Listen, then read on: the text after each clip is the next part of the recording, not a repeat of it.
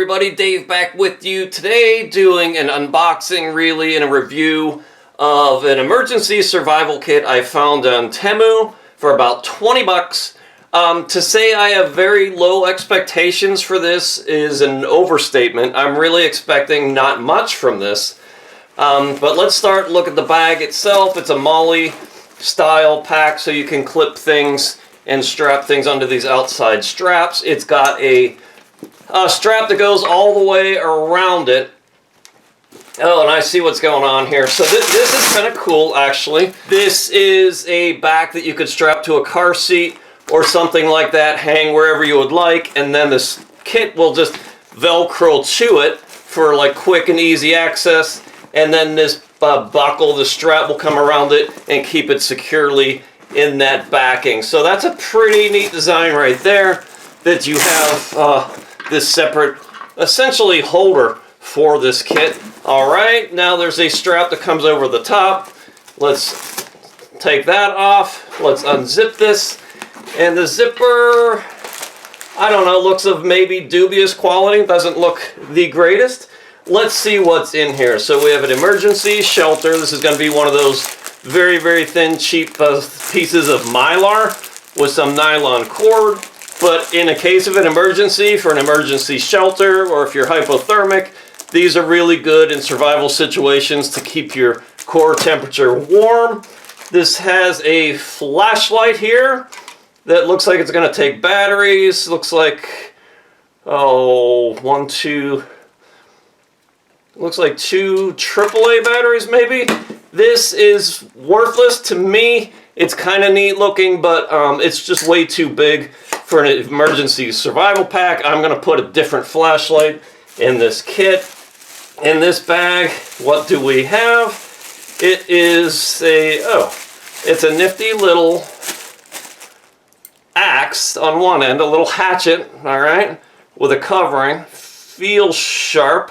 It's got a little sheath cover here for the blade. If you pull it apart, it becomes a set of pliers. And the other end is a hammer, probably for just driving tent pegs. A little spring here.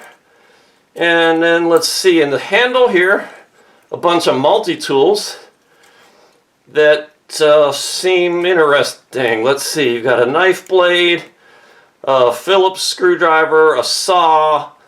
It looked like a multi-hex wrench with a can opener. I'm sorry, a bottle opener.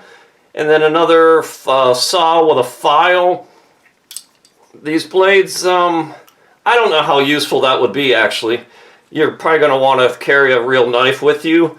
And it's a little awkward that to use this, you have that sharp hatchet blade going into your hands. So, interesting. Not something I think is going to be terribly useful, except maybe as a hammer. And that would be about it. What's in this camo bag? Looks like a shovel. Let's open that up. This part of the handle will screw in. This steel tubing is very, very thin. Very thin and cheap. I'm not even sure if I can get it threaded. There we go. That threads in. Shovel is open, and then presumably a collar would... There we go, twist it that way. Somehow this should tighten this up. I'm going to have to play with it and figure... Oh, there we go. You just screw that down, alright? And that catches behind this, where it hinges. And then you have a little shovel. This is very, very cheaply made. Just the way this piece of metal comes down to a very thin connection here. It's folded. I think this might work a couple times at the beach if you're digging sand, but I just can't imagine that's going to hold up under any sort of serious digging situation. So I would say that's probably pretty worthless. You have another emergency blanket here. All right, the first one could be a shelter. It's big enough to be a shelter. This one's purely a blanket. We have two glow sticks. All right, those are useful. We've got a strap that looks like it would hold a water bottle for strapping something onto maybe an outside of a backpack. Some paracord.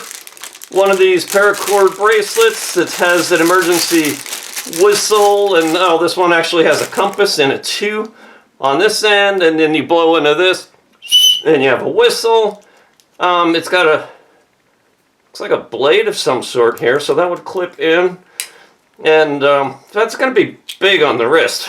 Yeah, with that plastic, it's pretty big on the wrist. I mean, it's workable, but most likely I would probably just strap this through one of these on the outside of the kit and do something like this with it, so it's handy if I need it. I probably wouldn't wear it on my wrist, so there's that.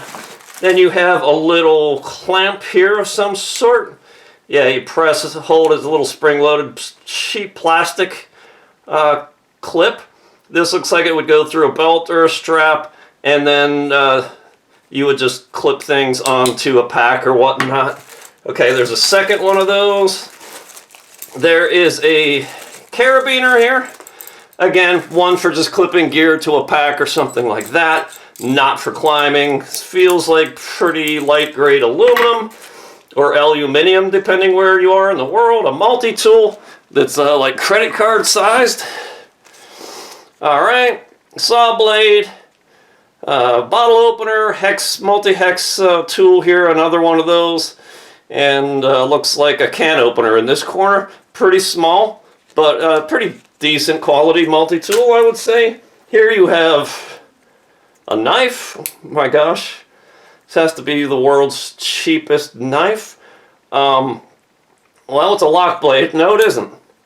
Yeah, it is. It's a lock blade, but it's really cheap, I guess, in an emergency. If this is all you had as a knife, it would maybe get the job done. Very, very cheap. Have no idea what this is. Oh, it's a flashlight. A little tactical flashlight. It looks like this is going to be another battery operated one. That's kind of cool. Convenient, small. Here you have a cable saw for cutting logs and tree limbs. A little cheesy fishing kit here. It's got like a rubber worm, a couple of hooks, some fishing line, and looks like a couple sinkers, you know. Yeah, I don't know about that. In this pouch you have a it's going to be a multi-tool sort of spork on one end. Take it out of the sheath and you got a knife blade with yet another bottle opener. I don't know about you, but I'm very rarely stranded in nature with a lot of bottles that I can't open, but you know, hey, if that ever happens, I'll have plenty of bottle openers. Another whistle. This is going to be kind of a waterproof style whistle. Alright, for emergency signaling. What do we have here? A waterproof phone case. Yeah, I'm never going to use that. Some cheap, looks like latex gloves. Here is a small orienteering style compass. Hey, this is cool. This is cool. I used to use one of these in the Boy Scouts, but a really, really good one. This is a cheap one, but you know, hey, that's cool. What is this? An adult one-size-fits-all poncho. And then we have a first aid kit with, let's see what's in here. The cheapest plastic tweezers known to mankind. Some really cheap cotton swabs. Pair of really cheap small scissors. Some pins here, safety pins. A bandage. There's going to be some tape. Triangular bandage. Another bandage. This looks like a tourniquet. It's just a rubber strap. And then you've got some more bandages in here. So I would say that the contents of this pack are pretty cheap. You get a lot of stuff. Honestly, the most impressive part is the bag. So I like the looks of it. I don't know if the zipper is made for the long haul or not. But, no, it's got a little pouch on the inside that you can put stuff in here. Look, that zipper is already broken. Alright, so, alright, it worked itself back together. And then a little pouch on the inside there. See what's going on there. Is it worth the money? I would say no. You know, the shovel, that's a lot of weight to carry around, and I'm not, you know, in an emergency situation, maybe you'll have to dig. but I would think that would be a pretty rare scenario. This might be good, like I said, at the beach if you just want to dig some sand up or something like that. If you dig into the ground and really try to pry something out or hit a rock, that bad boy is going to break on you, no question about it. This multi-tool, I think, to use as a hammer is probably okay, or for some light chopping.